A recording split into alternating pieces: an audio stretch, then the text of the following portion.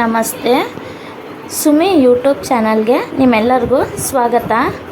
ಬನ್ನಿ, ಇವತ್ತು ನಾವು ಮೊಳಕೆ ಕಾಳು ಸಾಂಬಾರನ್ನ ಹೇಗೆ ಮಾಡೋದು ಅಂತ ತಿಳಿಸ್ಕೊಡ್ತೀನಿ. ಮೊಳಕೆ ಕಾಳು ಸಾಂಬಾರು ಮಾಡೋಣ ಬನ್ನಿ. ನಾನು ಲಾಸ್ಟ್ ಟೈಮ್ ಕ್ಯಾಬೇಜ್ ಪಲಾವ್ ಮಾಡಿದ್ದೆ. ಅದೆಲ್ಲ ನೀವು ಮಾಡ್ಕೊಂಡ್ರೆ ಟೇಸ್ಟ್ ಹೇಗಿತ್ತು ಅಂತ ಹೇಳಿ ನನಗೆ ಕಮೆಂಟಲ್ಲಿ ತಿಳಿಸಿ.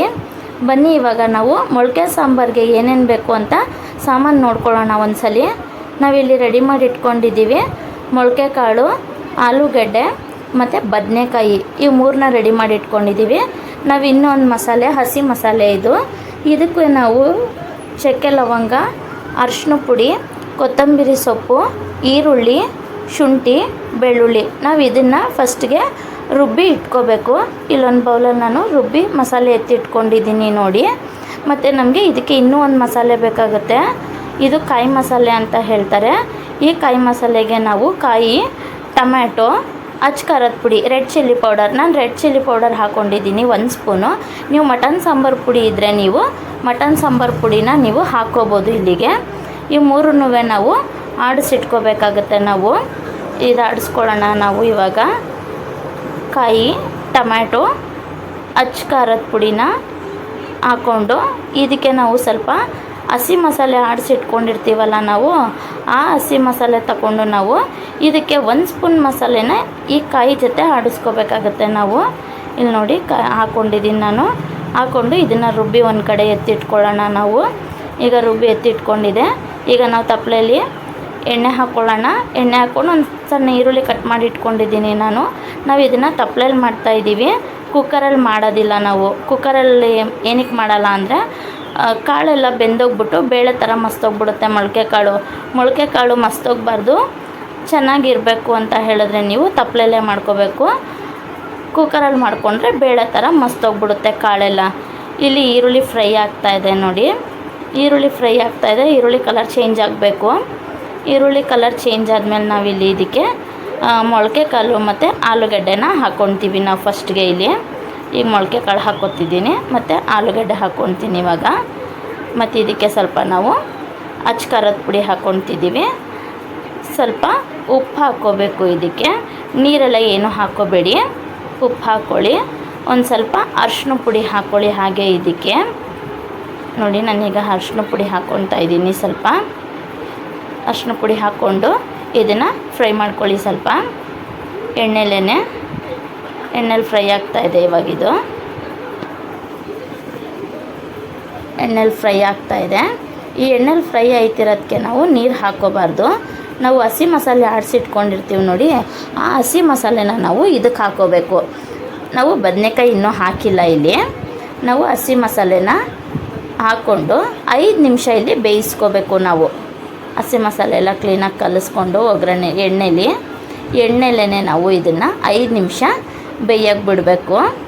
ನೋಡಿ, ಇದೆಲ್ಲ ಬೆಂತಾ ಇದೆ ನೋಡಿ. ಬೆಂದು ಈ ಥರ ಎಣ್ಣೆ ಬಿಟ್ಕೊಳ್ಳುತ್ತೆ. ಹಸಿ ಮಸಾಲೆ ಎಲ್ಲ ವಾಸನೆ ಹೋಗಿ ಈ ಥರ ಎಣ್ಣೆ ಬಿಟ್ಕೊಳ್ಳುತ್ತೆ. ಆಗ ನಮಗೆ ಇದು ಹಸಿ ಮಸಾಲೆ ಬೆಂದಿದೆ. ಮತ್ತು ಕಾಳು, ಆಲೂಗಡ್ಡೆನೂ ಅರ್ಧ ಬೆಂದೋಗ್ಬಿಟ್ಟಿರುತ್ತೆ ಇದರಲ್ಲಿ ನಮಗೆ.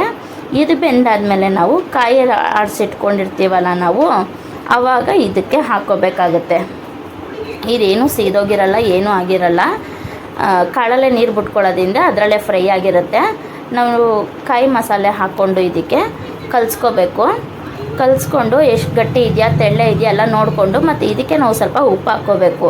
ಉಪ್ಪು ಹಾಕ್ಕೊಂಡು ಬೇಯಿಸ್ಕೋಬೇಕು. ಇವಾಗ ಇದು ತುಂಬ ಗಟ್ಟಿ ಇದೆ, ಅದಕ್ಕೆ ನಾನು ಇದಕ್ಕೆ 2 ಗ್ಲಾಸು ನೀರು ಹಾಕ್ಕೋತಾ ಇದ್ದೀನಿ.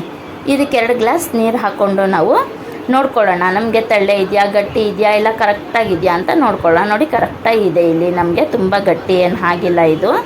ಈಗ ನಾವು ಒಂದು 5 ನಿಮಿಷ ಇದನ್ನು ಮುಚ್ಚಳ ಹಾಕ್ಕೊಂಡು ಕ್ಲೀನಾಗಿ ಸ್ವಲ್ಪ ಮೀಡಿಯಮ್ ಫ್ಲೇಮಲ್ಲಿ ಇಟ್ಕೊಂಡು ಇದನ್ನು ನಾವು ಬೇಯಿಸ್ಕೋಬೇಕಾಗತ್ತೆ.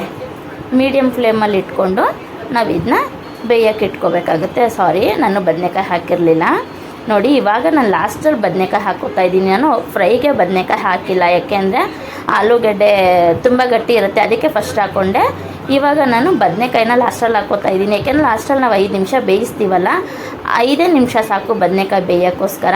ಅದಕ್ಕೆ ನಾನು ಲಾಸ್ಟಲ್ಲಿ ಬದನೆಕಾಯಿ ಹಾಕ್ಕೊಂಡು 5 ನಿಮಿಷ ಇದನ್ನ ಬೇಯಿಸ್ಕೊಂಡ್ರೆ ನಮಗೆ ಸಾಂಬಾರು ರೆಡಿ ಆಗಿಬಿಟ್ಟಿರುತ್ತೆ. ನೋಡಿ, ನಾನಿಲ್ಲಿ ಮುಚ್ಚಳ ಹಾಕಿ 5 ನಿಮಿಷ ಬೇಯಿಸ್ಕೊಂಡಾಗಿದೆ.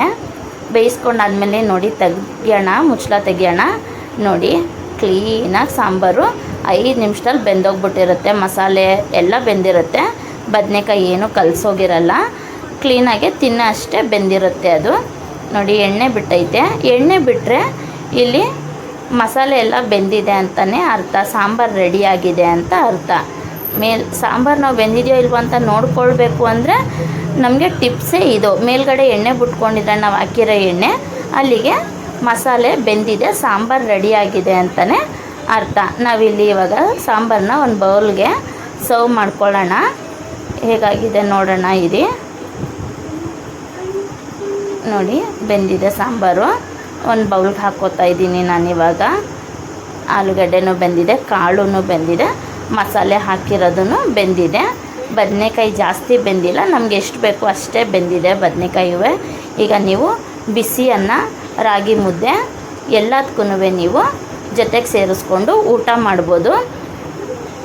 ನೋಡಿ ರೆಡಿಯಾಗಿದೆ. ನಾವಿದು ಗಾರ್ನಿಷ್ ಮಾಡೋಣ ಸ್ವಲ್ಪ. ನಾವು ಮೇಲ್ಗಡೆ ನಾವು ಆಡ್ಸೋಕ್ಕೆ ಕೊತ್ತಂಬರಿ ಸೊಪ್ಪು ಹಾಕಿರ್ತೀವಿ, ಆದ್ರೂ ಸಾರು ಮೇಲ್ಗಡೆ ಚೆನ್ನಾಗಿ ಕಾಣಲಿ ಅಂತ ಹೇಳ್ಬಿಟ್ಟು ನಾವು ಒಂದು ಸ್ವಲ್ಪ ಹೆಚ್ಚಿಟ್ಕೊಂಡಿರ್ತೀವಲ್ಲ, ಆ ಕೊತ್ತಂಬರಿ ಸೊಪ್ಪನ್ನ ಹಾಕ್ಕೊಳ್ಳೋಣ. ಇಲ್ಲಿ ಕೊತ್ತಂಬರಿ ಸೊಪ್ಪು ಹಾಕ್ಕೊಂಡಾಗಿದೆ. ಇವಾಗ ಸಾಂಬಾರು ರೆಡಿ ಇದೆ.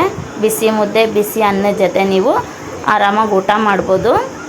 ಮಟನ್ ಸಾಂಬಾರು ಟೇಸ್ಟೇ ಇರುತ್ತೆ ನಿಮಗೆ ಈ ಸಾಂಬಾರು. ನೀವೆಲ್ಲರೂ ಮನೇಲಿ ಮಾಡ್ಕೊಳ್ಳಿ ಈ ಸಾಂಬಾರನ್ನ. ಟೇಸ್ಟ್ ಹೇಗೆ ಬಂತು ಅಂತ ತಿಳಿಸಿ ನನಗೆ. ನಿಮ್ಗೆ ಇಷ್ಟ ಆದರೆ ನಿಮ್ಮ ಫ್ಯಾಮಿಲಿ, ನಿಮ್ಮ ಫ್ರೆಂಡ್ಸ್ಗೆಲ್ಲ ಶೇರ್ ಮಾಡಿ. ಸಾಂಬಾರು ಚೆನ್ನಾಗಾಗುತ್ತೆ. ಇಷ್ಟೊತ್ತು ವೀಡಿಯೋ ನೋಡಿದ್ದಕ್ಕೆ thank you so much. Bye bye.